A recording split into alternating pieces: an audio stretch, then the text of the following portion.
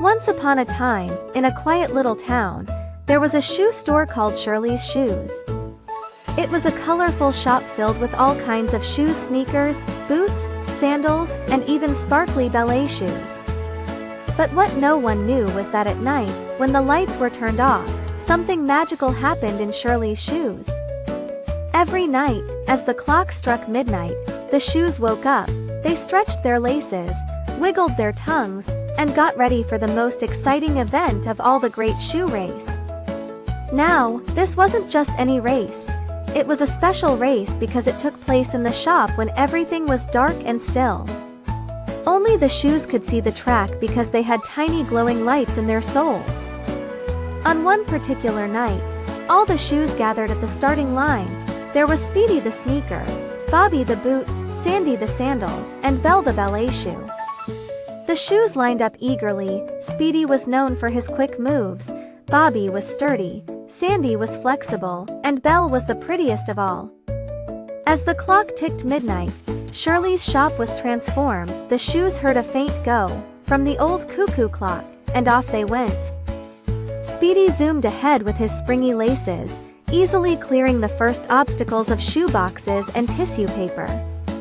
Bobby, with his thick soles, barreled through, leaping over the hurdles effortlessly. Sandy, being light and agile, skipped over the shoe boxes, her tiny lights twinkling like stars. But Belle was having trouble.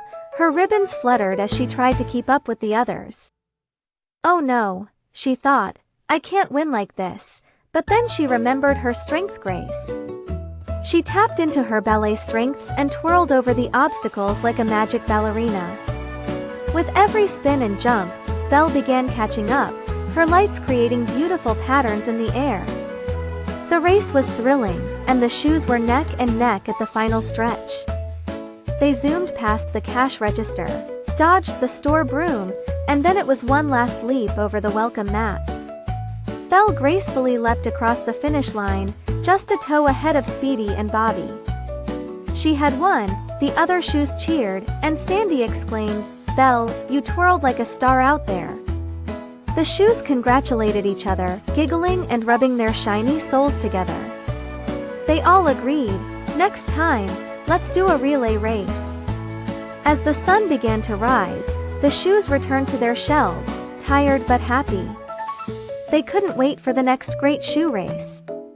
And so, in Shirley's Shoes, every night promised a new adventure. And though people from the town bought and tried the shoes, they never knew the magical nights that each shoe had lived. From that day on, every shoe in the shop was ready for any challenge, because they knew that with a little bit of magic, they could do anything they dreamed.